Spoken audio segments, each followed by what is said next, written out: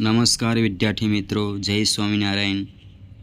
વર્ષ 2024-25માં ધોરણ 10માં આ જુલાઈ મહિનામાં પ્રથમ એકમ કસોટી તારીખ 25/7/24ના રોજ શરૂ થાય છે। અગાઉ એક વિડીયોમાં તમને પ્રકરણ 1ના હેતુલક્ષી પ્રશ્નોની ચર્ચા કરી હતી। આજે તમને પ્રકરણ 2 બહુપદીઓ વિષયમાં આજે ચર્ચા કરીશું।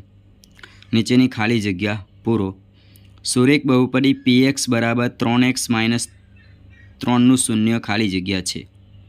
તો x - 3 બરાબર 0 એટલે -3ને આપણે જમણી બાજુ લઈ જઈએ એટલે +3 એટલે x બરાબર 3। નંબર 2, સુરેખ બહુપદી px બરાબર x + 5નું શૂન્ય ખાલી જગ્યા છે।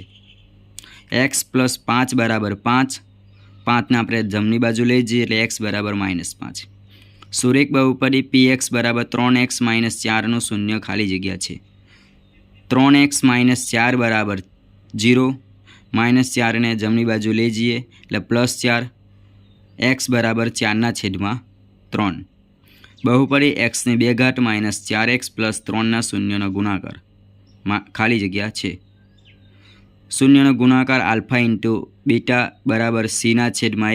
c અચર પદ એટલે c બરાબર 3, a x² સહગુણક એટલે a બરાબર 1 એટલે જવાબ આવશે 3।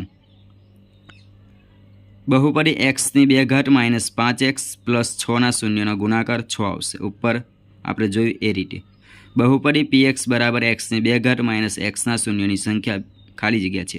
દ્વિઘાત બહુપદી એટલે દ્વિઘાત બહુપદીની શૂન્યની સંખ્યા 2। બહુપદી px બરાબર x³ - xના શૂન્યની સંખ્યા ખાલી જગ્યા છે।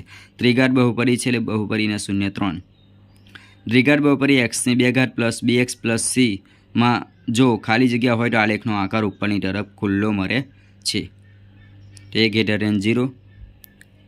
દ્વિઘાત બહુપદી x² + bx + c માં જો ખાલી જગ્યા હોય તો આલેખનો આકાર નીચેની તરફ ખુલ્લો મળે a <0।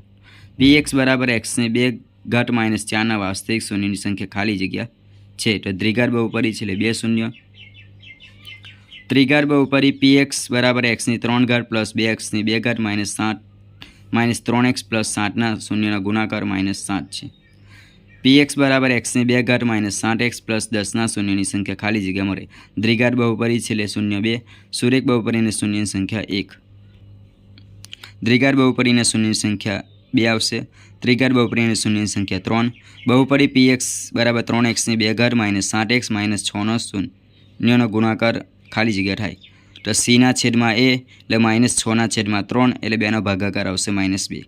બહુપદી px બરાબર 3x² + 5x - 2ના શૂન્યનો સરવાળો -5/3 છે। તો શૂન્યનો સરવાળો સૂત્ર આલ્ફા + બીટા બરાબર -b/a। તો -b બરાબર 5 લેવાના, સૂત્ર પ્રમાણે માઇનસ એટલે -5/3 ને a બરાબર 3। દ્વિઘાત બહુપદી px શૂન્યનો સરવાળો આલ્ફા + બીટા સૂત્ર છે -b/a। દ્વિઘાત બહુપદી px શૂન્યનો ગુણાકાર આલ્ફા × બીટા સૂત્ર છે c/a। દ્વિઘાત બહુપદીનું વ્યાપક સ્વરૂપ ખાલી જગ્યા છે તો ax² + bx + c। હવે આપણે એકમ કસોટી માટે ભાગ 3માં પ્રકરણ સંભાવના તેના પ્રશ્નોની આપણે ચર્ચા કરીશું।